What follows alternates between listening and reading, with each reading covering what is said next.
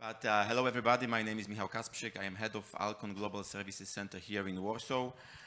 And today I would like to share with you some snippets of our journey from last 3 years. But before I will go there, maybe a quick question. So who or more of you have heard about Alcon and knows what Alcon is doing? Okay, so that's what I expected, not a lot of people. So maybe quickly I will introduce what Alcon does. And if you think there are more than 2 billion people around the world that suffers from different problems related to sight. It can be dry eye, it can be presbyopia, it can be glaucoma. You can see what it means if you are suffering from one of those diseases. And of course, it's very uncomfortable. It decreases the quality of life. It was estimated by World Health Organization that the cost of productivity losses is around 270 billion annually. So it's also a big impact on the economy. The good news is that 80% of those cases can be cured, and that's what we do in Alcon. We provide products like contact lenses, intraocular lenses, implants, surgical equipment, lasers, to solve some of those problems so people can see brilliantly. For many years, we were part of Novartis Group. That's why probably you have not heard about us yet. We are independent since 2019. We are global with our products being available in more than 140 markets around the world. We have around 23,000 people, almost $9 billion revenues. That's the result from 2022. And we are also heavily investing in R&D. We think that's one of our competitive advantage. Okay, so moving to the Alcon Global Services. We have established Alcon Global Services as part of our separation. We have 4 centers, 3 of them are regional. Mexico, Warsaw, and Kuala Lumpur. Bangalore is our global center. But what is, I think, really interesting, and it's not common, first of all, AGS reports to Transformation Office. We are not part of finance, we are not part of IT or any other function, we are part of Transformation Office. And this means that AGS was put as an enabler of a company-wide transformation. That's why if you look what was the initial plan, which was put by one of the consulting companies back in 2019, when we did the separation, the plan was to have 4 centers, 3 functions in those 4 centers, and 700 employees. And after 3 years, because we started in 2020, we have still 4 centers, but 12 functions and 1,700 employees. And of course, it is, I think, a huge change in the short period of time, and definitely it would not be possible if we would not be part of the Transformation Office, but also if we would not deliver, right? So for me, that's really a proof that the concept works well in Alcon. We can deliver. Actually, we have more and more businesses coming to us with different ideas. It's not us chasing the business, but business is coming. And I mentioned about R&D. R&D is our latest function that also we are putting into the centers. If I talk now about Warsaw, I've chosen 3 elements which I think are also a little bit unique for us and gives us some competitive advantage or some additional value. And the first one is our co-location with the business. And I know it is not common for the shared services to be co-located. In our case, it was a conscious decision to be in the same legal entity, in the same physical office as well, because we see a lot of benefits. And for the commercial organization, the benefits are that they get the attention from the top management, but also they can leverage some of our resources. We can do a lot of joint projects. For us, as AGS, definitely our employees are much more connected. They understand the business. We have a great training center where we train our AGS employees on our equipment. They can understand what it means, what it means to be a surgeon, how to run a surgery. Of course, they can also use this to test some of the solutions that they are developing, mostly in IT. We see also this as a potential transfer of employees between AGS and commercial. We have seen such cases in 2022. And last but not least, again, our employees understand the business definitely much better. The second element, which I think is also distinguishing us, is multifunction. So in Warsaw itself, we have 10 functions.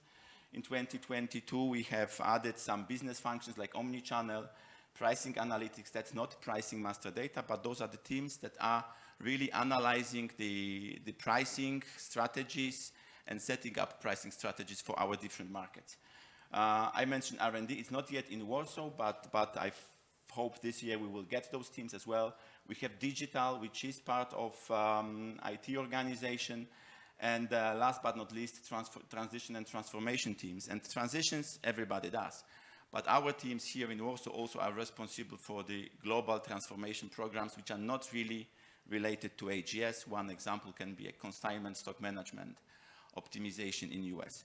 Overall, I think, at least in Poland, based on different reports, 50% of the scope is transactional based, 50% is more value added. In our case, it's 70-30. So really not so many transactional activities. For example, AP booking was never designed to be in Warsaw, and it's not there, and it will be probably never there. The last element are people. And of course, we are in the people business. That's one of our biggest assets.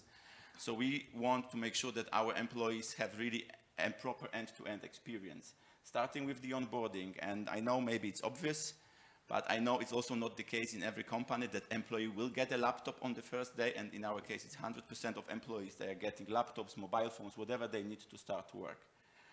But also then, of course, during the journey, we offer them a lot of different opportunities, trainings. Just to give you some numbers, in 2022, we had offered 32 different training programs for our associates. Our employees spent more than 3,000 hours on different trainings. We are very diverse. We have, in those 300 people that we have right now in the center, 100 of them were hired in 2022. We have more than 30 nationalities, and more than 1/3 of our employees are non-Polish origin. So it's also a very diverse organization. We offer well-being programs to support their needs, and it's also heavily used. All of this together gives us a very engaged teams with our engagement score above the company benchmark and above industry benchmarks. Engaged employees drive also a lot of initiatives themselves, and that's the element I'm really proud of myself, because it's fully driven by employees. It has nothing to do with me or with my leadership team. All of those 4 groups were created by employees, and they focus on different things. CSR, Pride, that is taking care of our environment, making inclusive, taking care of minorities. Fun Factory, that is driving a lot of sport activities, and Tom knows this because we are participating every year in the volleyball tournament, but it's also basketball, it's also soccer, running, and not only sport activities. We have chess club, we have book club, a lot of different activities. And the 4th one, Women Innovating Now, supporting women in the corporate environment, in the leadership, providing different programs focused on women. All of those ERGs were also recognized by Alcon globally in 2020-22. So it really works. And the last element, CSR activities, again, coming from the employees. We have once a year Alcon in Action. That's the day where we dedicate, our employees dedicate to different CSR activities to support local communities. Before, during COVID, we were supporting people who were impacted by COVID. In this year, our efforts were related to support Ukrainian refugees, Poland. We were already recognized by some of those programs. I think last year, Tom, here as well, for 2021 Alcon in Action, and many other recognitions. So, with that, I don't know how I'm going on time, but I guess we will have some questions. We are shortlisted in the best business service firm in Warsaw, and I hope I convinced you a little bit, at least to give some votes on us on the Brella platform. And with that, I'm open for questions. Any questions? 1, 2 questions? Yeah, here you go. Hi, Michał. I have a question because I'm working for Steelcase, and we are thinking about how it looks right now in, let's call it, post-pandemic situation in the office. How you convince the people, because I've seen a lot of nice initiative to return to the office. You're struggling in that case, or it was quite easy? So in our case, actually, we were not struggling. We are working in 3 days in the office, 2 days at home mode currently. And I see people are really coming. I think there are a few factors, right? So first, we never announced that we will never come back to the office. So even if pandemic started, we said, yes, hybrid will be the way of working for the future. When there were some breaks between the waves, we already encouraged people to come back. Then, of course, when the wave was coming, we said, okay, maybe now that's not the best idea. So people were kind of prepared, right? That's one element. The second one, we transparently announced them from the beginning how the model will look like. At the same time, we gave some flexibility. So, for example, they can choose 3 days. That's not mandated that it's Monday, Tuesday, Wednesday, or any other day they can choose. Plus, of course, a lot of different events, right? If people will see there is a purpose for them to come to the office, they will find, they will come, right? So it can be through different events, you know, barbecues during summer, trainings, etc. Also moving more towards face-to-face trainings, for example, right? So it was a little bit a challenge because people ask, can we connect via WebEx? No, not really. The training is happening in the office. It's face-to-face. It brings additional value, right, if you do it face-to-face. Plus, I think last element, as I said, we started in 2020, so just before pandemic. A lot of teams, they were hired online. They never met. And that, for them, that was really a first opportunity to meet their colleagues, right? So we don't see any challenges. Actually, now we are at the moment where we are short of desks, and we need to see how we are solving this solution because people are keen coming back to the office. And what I have seen, once they start, they slowly come more and more often. Okay, thank you. Last question. All right. So one of your points, you mentioned people from AGS moving to the business. I was wondering what kind of roles in the business become available for AGS. Is it somehow limited? Because, you know, overall, the possibility or the opportunity to move from GBS into the business for many people is a great pack and, you know, option to progress further. Yeah.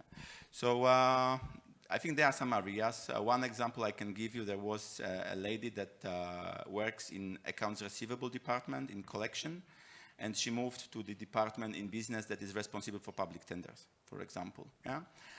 If we talk about marketing, again, this can work together, right?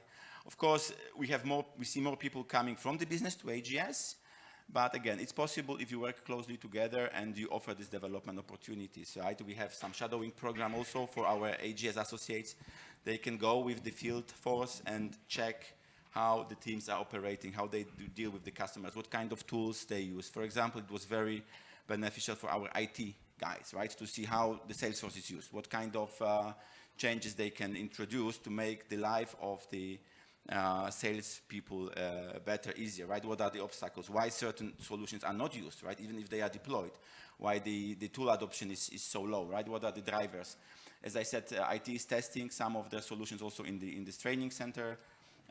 So it works pretty well. Of course, yes, there are some limits, right? But definitely we are open and we are supportive. And I think if you constantly think about this and look for opportunities, right? One thing that we want to introduce this year is the joint talent review session between commercial and AGS as well, right? But again, this will only work if you are co-located and if both organizations are open for collaboration. Great. Thanks, Michal. Thank you very much. Thank you. Okay.